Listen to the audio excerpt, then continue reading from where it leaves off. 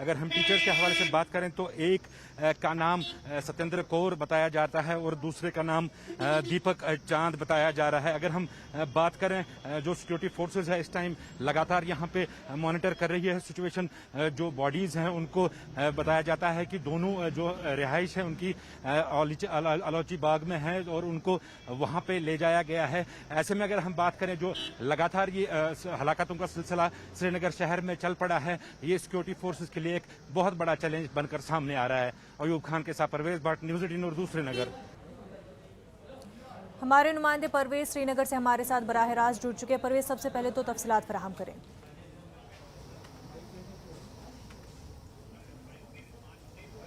जी मुनज़्ज़ा, बिल्कुल ये आज सुबह तकरीबन 11 साढ़े 11 का वाक़ा है। यहाँ पे जो संगम हायर सेकेंडरी स्कूल है, ये जो मैं आपको तस्वीरों में यहाँ पे दिखाना चाहूँगा, इस संगम हायर सेकेंडरी स्कूल ये श्रीनगर का जो अलीजान रोड है इसके काफ़ी अंदर है, ये काफ़ी मुज़ाफ़ात में है श्रीनगर के एरिया में ये स्कूल है। यहाँ पे तो यहाँ पे सुबह तकरीबन 11:30 बजे यहाँ पे मिलिटेंट्स यहाँ पे आए थे और वहाँ उन्होंने यहाँ पे टीचर्स के जो फ़ोन हैं वो पहले टीचर्स के फ़ोन छीने गए थे। उसके बाद टीचर्स की आइडेंटिफिकेशन की गई थी और आइडेंटिफिकेशन करने के बाद 2 टीचर्स जो उसमें हैं, जिसमें एक प्रिंसिपल भी है स्कूल की, उनको गोली मार के हलाक कर दिया गया। यहाँ पे अगर हम बात करें तो क्लियर कट ये एक ऐसा केस लग रहा है जहाँ पे माइनॉरिटी किलिंग हुई है और माइनॉरिटीज़ को टारगेट किया गया है, क्योंकि इनसे पहले इनके नाम पूछे गए थे और फिर बाद में इनको निशाना बनाया गया था। जहां तक अगर हम बात करें जो पुलिस की इन्वेस्टिगेशंस हैं वो लगातार जारी हैं। यहाँ पे जो डीजीपी हैं उनका भी साफ कहना था कि ये एक दहशतगर्दाना कार्रवाई है और इसको इस वजह से किया जा रहा है ताकि एक कम्युनल एंगल इसको मिल सके और जो अमन अमान है वो उसको बिगाड़ा जा सके यहाँ पे। दूसरी ओर अगर हम बात करें, ये जो हलाकतों का सिलसिला है ये लगातार पिछले 10 रोज से यहाँ पे कश्मीर में कंटिन्यू चल रहा है। हालांकि अगर हम बात करें ज्यादा जो इफेक्टेड एरिया इसमें है वो श्रीनगर शहर ही है। श्रीनगर शहर में तकरीबन पिछले 7 रोज में जी जो है आज 2 टीचर्स को यहाँ पे टारगेट किया गया है। तो कुल मिला के देखें तो चारों तरफ से इसकी मजम्मत हो रही है, लेकिन साथ में ये भी सवाल उठ रहे हैं कि आखिर सिक्योरिटी फोर्सेस इन मामलों में क्या कर रही है। कुछ दिन पहले ही हमने देखा कि ML बिंद्रू जो कि काफ़ी फेमस केमिस्ट थे यहाँ पे,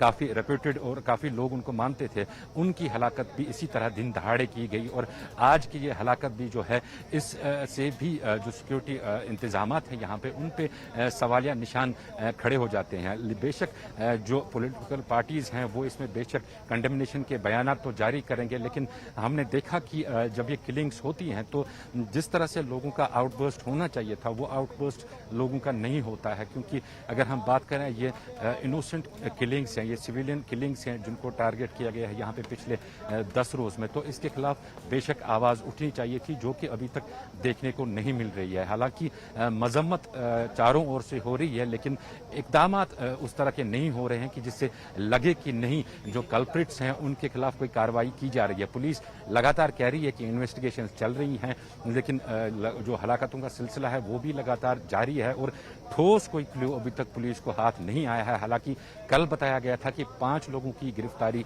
हुई है ML बिंद्रू के मामले में, लेकिन उसके हवाले से भी पूरी तफसीलात अभी पुलिस ने सामने नहीं रखी है। बहरहाल उम्मीद ही की जा सकती है कि जो इन्वेस्टिगेशंस हैं उनको तेज कर दिया जाएगा और जो ये हलाकतों का सिलसिला लगातार जो यहाँ पे कश्मीर में या श्रीनगर की बात करें तो श्रीनगर में जो चल रहा है इस पे किसी तरह से कंट्रोल करके इन हलाकतों को रोक दिया जा सकता है। जी मुनज़्ज़म।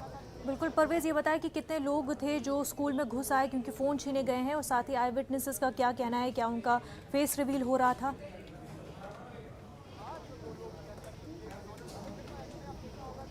बिल्कुल मुनज़्ज़ा, जो हमने टीचर्स से यहाँ पे बात की, पहले तो टीचर्स यहाँ पे काफ़ी सहमे हुए हैं और काफ़ी घबराए हुए हैं, क्योंकि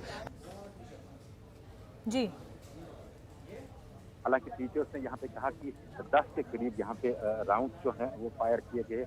कि 10 के करीब यहाँ पे राउंड्स जो हैं वो फायर किए गए, जो गोलियां चली 10 के करीब बताया जाता है कि गोलियां चली यहाँ पे। और जो टीचर्स के फ़ोन छीने गए थे वो जाते जाते जो है वो मिलिटेंट्स वो गेट पे ही छोड़ के चले गए थे। साथ में जाते जाते जो मिलिटेंट्स ने एक मैसेज दिया था, जो कि यहाँ के टीचर्स ने, जो मकामी टीचर्स यहाँ पे मौजूद थे, आई विटनेसेस, जो उन्होंने हमें कहा कि जाते जाते जो मिलिटेंट्स थे उन्होंने यही कहा कि और ज़्यादा झंडे चढ़ाओ, जो 15 अगस्त की तकरीबों में आप झंडे चढ़ाते हो तो और ज़्यादा झंडे चढ़ाओ। तो एक मैसेज उन्होंने ये भी दिया था यहाँ पे जाते जाते। बहरहाल वो इस किलिंग को एक डाइवर्ट करने की एक कोशिश भी हो सकती है, लेकिन जो अभी तक साफ नज़र आ रहा है वो यही है कि पर्टिकुलर एक कम्युनिटी को टारगेट किया जा रहा है। और जो किलिंग्स बार बार हो रही हैं ये पिछले 10 रोज़ में हमने लगातार देखा है। यहाँ पे अगर हम बात करें, जो हाल ही में जो यहाँ पे एक नौजवान था यहाँ पे छतरबल एरिया में जिसको मारा गया, जिसका बताया जाता था कि इसका ताल्लुक गुज्जर गैंग से है, तो उसके हवाले से भी बातें काफ़ी ज़्यादा चली। तो आज उसके हवाले से भी जो उस बाकी जो उनके मेंबरान हैं, जो बाकी साथी हैं उन्होंने भी आज बयानात जारी किए और अपनी तरफ से उन्होंने एक किस्म की माफ़ी मांगी है। तो कुल मिला के देखें तो एक दहशत का माहौल जैसा बन गया है श्रीनगर शहर में। यहाँ पे सिक्योरिटी भी अलर्ट कर दी गई है, कल भी हमने दिख रहा है। ये भी बता दें परवेज, क्या दोनों का ताल्लुक आलूची बाग से ही है या फिर इनमें से एक का ताल्लुक जिस तरह से बता रहा है जम्मू से है?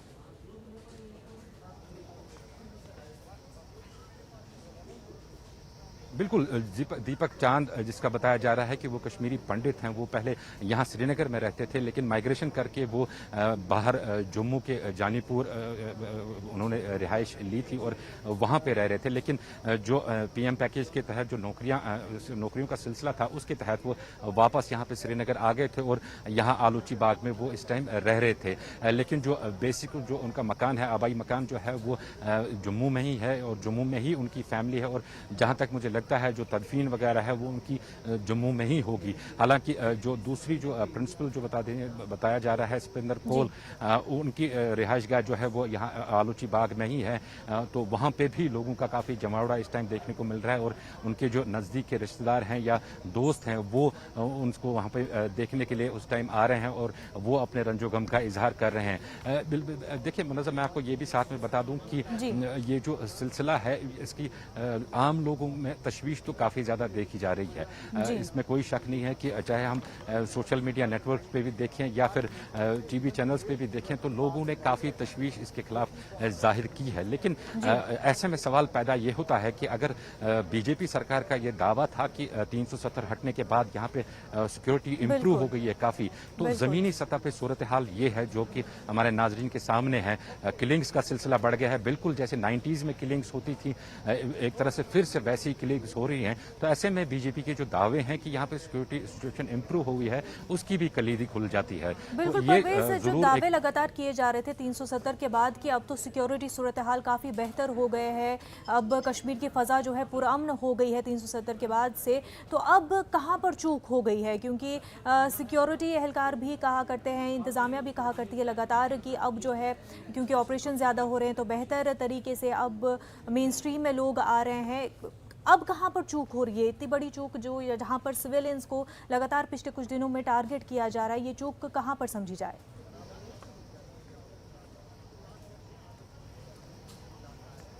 बिल्कुल मुनज़्ज़ा, यही सवाल यहाँ के आम लोग कर रहे हैं, यही सवाल जो माइनॉरिटीज़ हैं वो कर रही है, यही सवाल जो यहाँ पे जर्नलिस्ट फ्रेटर्निटी है वो लगातार ये सवाल कर रही है कि अगर दावे किए गए थे कि 370 हटने के बाद यहाँ पे सिक्योरिटी सिचुएशन काफ़ी इम्प्रूव हो गई है, पार्लियामेंट में इसके हवाले से बयानात दिए गए कि यहाँ पे जो केसेस हैं उनमें काफ़ी कमी हुई है। हालांकि किसी हद तक कमी नज़र भी आई थी कुछ देर तक, लेकिन ये जो अब अचानक एक अब्रप्ट एक सिलसिला शुरू हुआ है यहाँ पे वायलेंस का, इसको देख के ये लगता है कि अभी भी सिचुएशन उस कदर की इम्प्रूव यहाँ पे नहीं हुई है। अभी भी यहाँ पे जो अपर हैंड्स है वो मिलिटेंट्स का ही नज़र आ रहा है, क्योंकि दिन दहाड़े वो आके टारगेट किलिंग्स करते हैं और फिर वाक़ा से वो फरार भी हो जाते हैं और पुलिस सिर्फ इन्वेस्टिगेशन करती रह जाती है। तो ऐसे में जो ये दावे हैं इन पे सवालिया निशान खड़ा होता है। दावे भी और वादे भी जो बीजेपी ने किए थे, खास तौर से कश्मीरी पंडितों को कि उनको वापस वादी लाया जाएगा, उनको वापस वादी में बसाया जाएगा, लेकिन वो वादे खोखले साबित हो रहे हैं। परवेज, बेहद शुक्रिया आपका। श्रीनगर में बनी